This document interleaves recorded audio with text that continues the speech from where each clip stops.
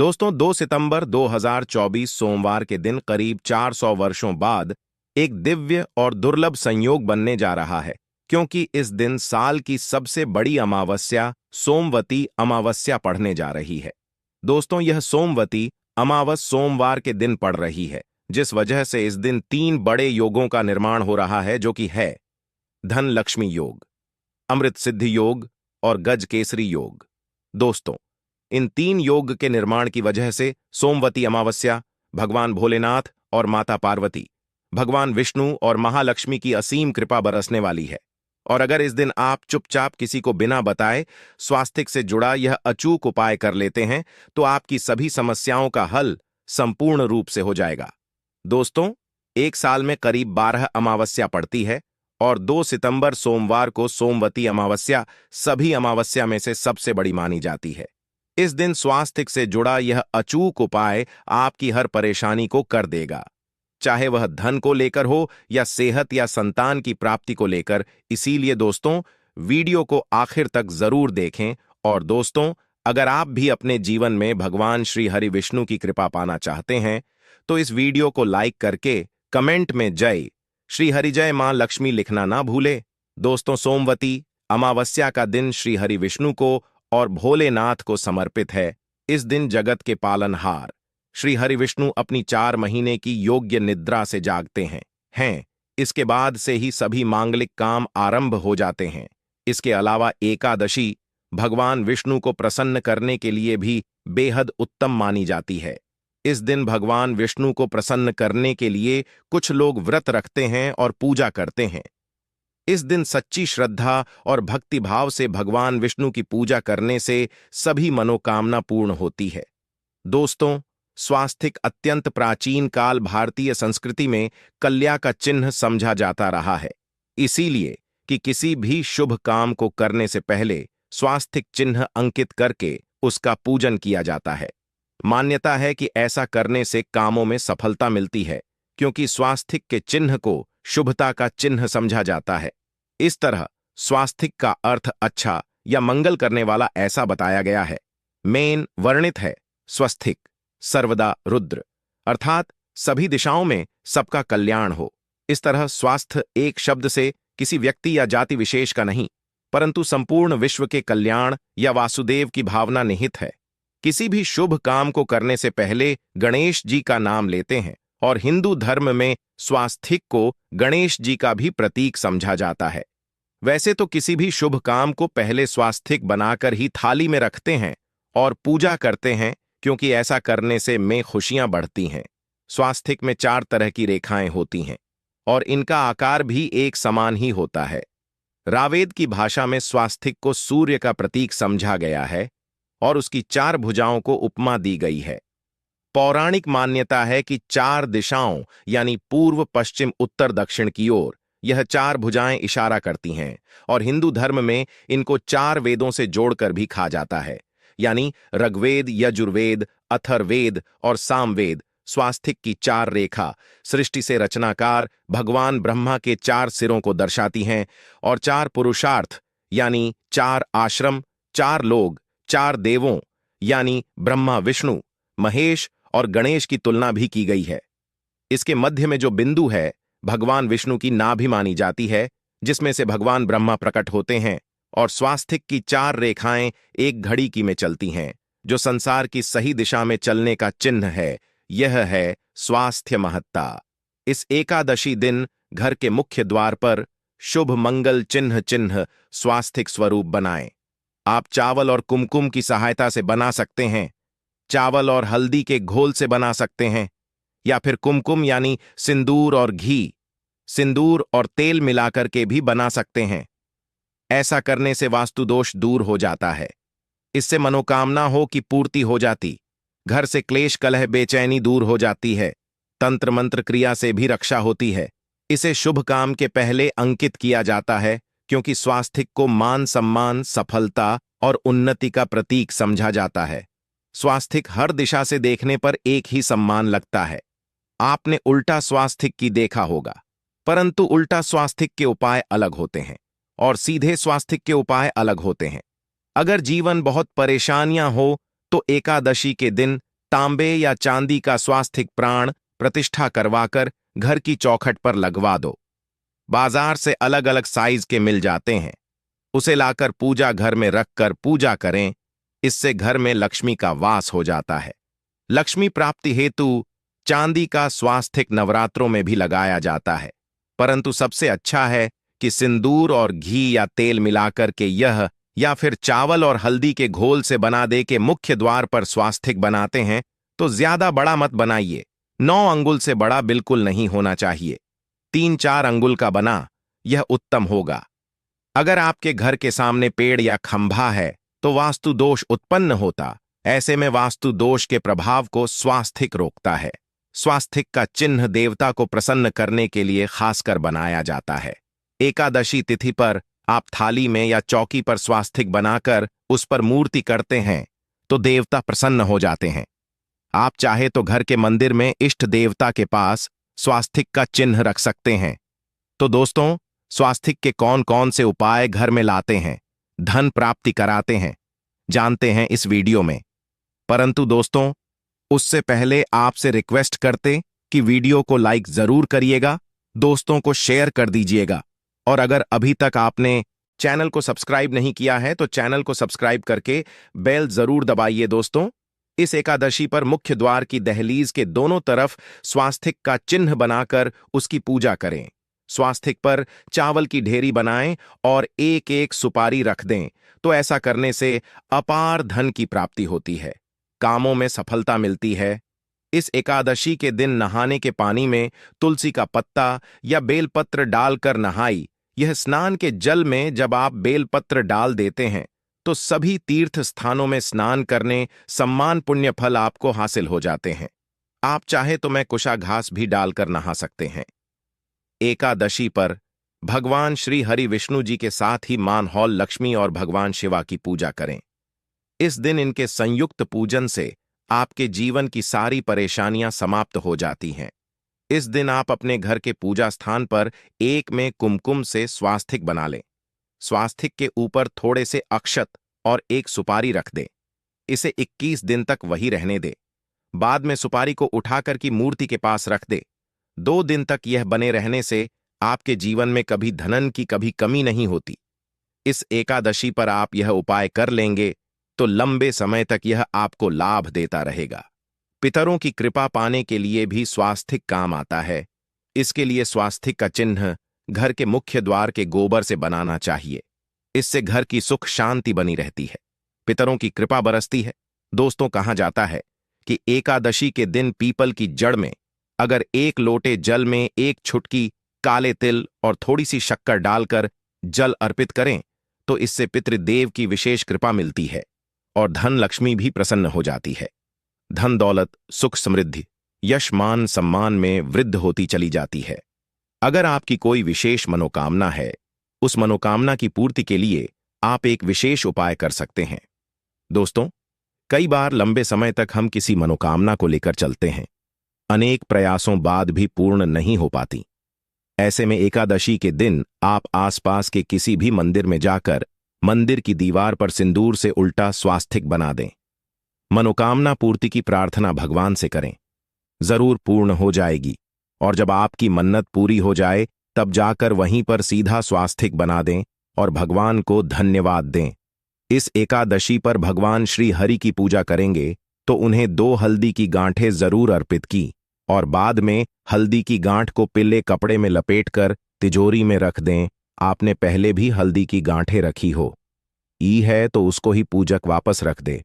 दोस्तों, एकादशी पर विष्णु जी की पूजा में उन्हें केसर कमल का पुष्प के लिए गेंदे का फूल अर्पित करें। जिस थाल को आप गन्ने से बजाएंगे उस थाल में भी सिंदूर से एक स्वास्तिक का चिन्ह जरूर बना लें। उस स्वास्तिक के दोनों तरफ 2 खड़ी रेखाएं भी बनाएं। फिर उस थाली को हुए प्रभु को जगाए मंगलाचार कीजिए। यह स्वास्तिक का चिन्ह आपके जीवन की सारी परेशानी को दूर करेगा। जीवन में खुशी। इस एकादशी के दिन विशेष मंत्र का जाप जरूर करें। आप मंत्र का जाप कर सकते हैं या फिर विष्णु जी के महामंत्र ओम नमो भगवते वासुदेवाय का, इसमें से किसी भी एक मंत्र का जाप कर सकते हैं। जो भी मंत्र आसान लगे उसका जाप कर ले। इस एकादशी के दिन अपनी मनोकामना की पूर्ति के लिए यह उपाय कर सकते हैं। आप तुलसी में जब जल अर्पित करेंगे तब एक लोटे में जल लेकर कर उसमें छुटकी हल्दी, 2-4 बूंदे दूध, थोड़ी सी मिश्री और एक छुटकी अक्षर डालकर ही अर्पित करें और शाम के समय तुलसी के समक्ष घी का दीपक जलाए। इस दीपक में एक सिक्का रख दें और बाद में इस सिक्के को उठाकर संभाल के रखें। तुलसी को विष्णु प्रिय भी कहते हैं, इसलिए देवता जब जागते हैं तो सबसे पहले प्रार्थना तुलसी की सुनते हैं। वैसे यह सिक्का रोज के दीपक में भी आप डालकर दीपक जला सकते हैं। ऐसा करने से एसएस का सिद्ध हो जाएगा। फिर जब भी महत्वपूर्ण काम से आप घर से बाहर हैं तो इस सिक्के को साथ में रखकर निकले। आपको काम में सिद्ध जरूर हासिल मिलेगी। इस दिन दीपक का उपाय जरूर ही करें। एक दीपक घर के मुख्य द्वार पर अंदर की तरफ से या फिर पास के किसी मंदिर में एक दीपक, तुलसी के नीचे एक दीपक अपने घर के पूजा स्थान पर इस दिन जरूर जलाएं। पूजा के बाद आरती जरूर करें। आरती की थाल में कुमकुम से स्वास्तिक बनाकर उस पर फूलों की पंखुड़ी और तो अक्षत रखकर फिर दीपक जलाकर प्रभु की आरती करें, सर्वोत्तम होगा। परंतु याद रखें कि भगवान श्री हरि विष्णु को अक्षत अर्पित नहीं किए जाते, मां लक्ष्मी को अर्पित किए जाते हैं। अगर विष्णु जी को अर्पित करना चाहते हैं तो हल्दी से रंगाकर रर ही पी ले। अक्षत अर्पित करें तो दोस्तों विधि विधान से इस दिन पूजा आराधना करें, स्वास्तिक के उपाय जरूर करें और विष्णु जी के साथ ही शिवाजी और माता लक्ष्मी की असीम कृपा पाको बनाए। दोस्तों, भगवान विष्णु की कृपा के लिए इस एकादशी के दिन स्नान करते समय पानी में एक छुटकी हल्दी डाल लें। इसके बाद स्नान करें और पीले रंग के वस्त्र धारण करके भगवान विष्णु की विधि विधान से साधना करें। इस एकादशी के दिन श्री हारिका सबसे पहले गाय के दूध से और फिर शंख में गंगा जल भरकर स्नान कराए। इसके बाद उन्हें पीले रंग के वस्त्र अर्पित कर मानता कि इस एकादशी के दिन ऐसा करने से भगवान विष्णु का विशेष आशीर्वाद हासिल होता है। इस एकादशी के दिन भगवान विष्णु की पूजा करते समय उन्हें केसर अथवा पीले चंदन या हल्दी का तिलक लगाए। साथ ही साथ भगवान विष्णु के प्रिय पीले रंग के फूल और पीले फल चढ़ाए। मान्यता है कि इस उपाय को करने से भगवान विष्णु शीघ्र ही प्रसन्न होकर भक्तों को मनचाहा आशीर्वाद देते हैं। आपके नजदीक भगवान विष्णु का मरना हो तो आप भगवान विष्णु के अवतार भगवान श्री कृष्ण की मूर्ति की भी पूजा करके इस एकादशी का पुण्य फल हासिल करें। ईश्वर की साधना आराधना में मंत्र जप का विशेष महत्व होता है। ऐसे में राम दरबार की तस्वीर अपने घर में लेकर आए और श्री राम दरबार की तस्वीर का पूजन करें, या उनकी मूर्ति या उनसे जुड़ी किसी तरह की कोई चीज आपके पास है तो आप उनका पूजन करें। सारे देवी देवताओं का आपको आशीर्वाद मिल जाता है। हनुमान जी से लेकर सीता माता, भगवान श्री राम और अन्य देवी देवताओं का भी आशीर्वाद मिल जाता है। निश्चित तौर पर अपने घर के पूजा घर में एक साथ आप यह तस्वीर रख सकते हैं। इससे आपके जीवन में राज्य योग की हासिल हो सकती है दोस्तों। इसी तरह यदि आप अपने घर के पूजा घर में या किसी अन्य स्थान पर यदि कोई तस्वीर रखना चाहते हैं और उसे लगाकर अपने घर में लाभ हासिल करना चाहते हैं तो अपने घर में या पूजा आपको निश्चित तौर पर त्रिदेव की तस्वीर या मूर्ति एक ही स्थान पर लाकर अवश्य रखनी चाहिए। ब्रह्मा, विष्णु और महेश, इन तीनों की संयुक्त से एक साथ तस्वीर अपने घर के मंदिर में या अपने घर में कहीं भी लाकर रख देनी चाहिए। समझा जाता है कि इन तीन देवताओं के एक साथ दर्शन करने मात्र से हमारे बड़े से बड़े विघ्न और बड़े से बड़े कर्ष ऐसे ही समाप्त हो जाते हैं। इसी वजह से इन तीनों की एक साथ में तस्वीर या मूर्ति लाकर आपको पूजा अवश्य करनी चाहिए।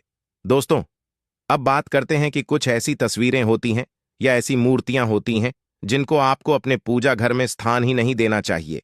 यदि आपने इन तस्वीरों को या मूर्ति को अपने घर के पूजा घर में स्थान दिया है तो समझ लीजिए कि आपको कंगाली का सामना करना पड़ेगा या फिर देवी देवताओं की क्रोध का सामना करना पड़ेगा दोस्तों। और एक बात बता कि मंदिर में कभी भी विषम संख्या में गणेश जी की मूर्तियां ना रखें। जैसे कि 1, 3 या 5 ऐसे रखना समझा जाता है। 2 मूर्तियों को एक साथ रखना शुभ समझा गया है। यदि आप सिर्फ गणेश जी की मूर्ति रखते हैं तो इसके अलावा किसी भी तरह की मूर्ति आपको नहीं रखनी चाहिए। दोस्तों, स्थापित करते वक्त ध्यान दें कि गणेश जी का चेहरा सदैव घर के मुख्य दरवाज की तरफ होना चाहिए, ताकि आपको अच्छे और सच्चे धन लाभ की हासिल हो। और इस बात का ध्यान रखें कि घर में अंगूठे से बड़े आकार का शिवलिंग आपको भूलकर भी नहीं रखना चाहिए। सदैव एक छोटा सा शिवलिंग रखें और इससे ज्यादा शिवलिंग नहीं रखने चाहिए दोस्तों। वैसे तो कोई अपने घर में शिवलिंग रखना ही नहीं चाहिए। उसके बाद भी यदि रखते हैं तो अंगूठे से बड़े आकार का शिवलिंग आपको नहीं रखना चाहिए। आप छोटा शिवलिंग रख दें और ध्यान रखें कि एक से ज्यादा शिवलिंग आपको भूलकर भी नहीं रखने हैं। घर में यदि आप शिवलिंग रखते हैं तो शिवलिंग के ऊपर आपको तुलसी भूलकर भी अर्पित नहीं करनी चाहिए। यदि आपने शिवलिंग रख लिया है और उस पर तुलसी अर्पण कर दी तो देवी देवताओं के का आपको सामना करना पड़ेगा। दोस्तों, मंदिर में यदि आप जी की तस्वीर रखना चाहते हैं, आप हनुमान जी के अनन्य भक्त हैं, तो बैठे हुए हनुमान जी की मूर्ति ही रखें। उन्हें शिवा का 11 रुद्र अवतार समझा जाता है, इसलिए उनकी भी शिवलिंग की तरह ही मूर्ति रखें। साथ ही जो पति पत्नी होते हैं, नए वैवाहिक जीवन की शुरुआत करते हैं, तो हनुमान जी की मूर्ति या तस्वीर को अपने कमरे में, अपने बेडरूम में आपको भूलकर भी नहीं रखनी चाहिए, अन्यथा इससे जीवन कई तरह के दोषों का सामना करना पड़ता है। दोस्तों, हनुमान जी ब्रह्मचारी हैं, तो इस आपको अवश्य ध्यान रखना चाहिए। दोस्तों, राधा कृष्णा की मूर्तियों को यदि आप जैसे अपने क्षण कक्ष में सोते हैं और उन्हें आपके बेर के सामने की तरफ रखा है कि जैसे कि आप सुबह उठे और आपको उठते ही पहले उनके दर्शन हो जाए, तो समझ लीजिए कि आपका जीवन मालामाल होने वाला है। किसी भी तरह का कोई दोहक धन की चिंता आपके जीवन में रहेगी। दोस्तों, इसी तरह यदि माता दुर्गा की तस्वीर आप अपने घर में लेकर आना चाहते हैं और चाहते हैं कि माता दुर्गा की तस्वीर के माध्यम से आप जीवन में समृद्धि देखें, तो दोस्तों, भूलकर भी आपको माता दुर्गा की क्रोधित अवस्था की तस्वीर, जैसे कि महाली की तस्वीर या फिर महिषासुर का वध करते हुए या क्रोधित अवस्था में माता लक्ष्मी की, माता दुर्गा की तस्वीर लाकर आपको उनकी पूजा नहीं करनी चाहिए। दोस्तों, सदैव और सुंदर मुख वाली तस्वीर ही अपने घर के अंदर लाकर पूजा करनी चाहिए। इसे बहुत ही शुभ और मंगलकारी समझा जाता है। दोस्तों, इस बात का ध्यान रखें कि यदि आप अपने घर में मूर्तियां रखते हैं तो आपको इन पर भूलकर टूटे चावल नहीं चढ़ाने चाहिए, और बेहतर होगा कि आप हल्दी में चावल को पीला करके ही वह चावल चढ़ाएं। किंतु टूटे हुए चावल आपको भूलकर भी माता लक्ष्मी को या अपने घर में देवी देवता नहीं चढ़ाने चाहिए। दोस्तों, इसी तरह इस बात का भी ध्यान रखें कि अपने घर के मृत परिजनों की या पूर्वजों की तस्वीर मंदिर में स्थापित ना करें। ऐसा करना अशुभ समझा जाता है, और यदि आप ऐसा लगातार कर रहे हैं तो निश्चित तौर पर आपके परिवार के ऊपर दोष लग सकता है। पितरों का भी दोष सकता है। पितरों की पूजा एक अलग स्थान पर की जाती है, घर के मंदिर में उनको स्थापित नहीं किया जाता है। दोस्तों, इसी तरह भगवान भैरव की तस्वीर या भगवान शनिदेव की, राहु केतु की, इस तरह की तस्वीरें अपने घर में नहीं लेनी चाहिए। प्रतीकात्मक रूप से आप घर के पानी रखने के स्थान पर उनकी पूजा कर सकते हैं, क्योंकि इनकी साधना तंत्र मंत्र और खास पद्धति से की जाती है। घर के अंदर आप ऐसे ही इनका पूजा पाठ नहीं कर सकते। तो दोस्त, आज के लिए बस इतना ही। आपसे निवेदन है कि आप हमारे चैनल को सब्सक्राइब करें और अपने दोस्तों के साथ शेयर करें। आप सभी का धन्यवाद।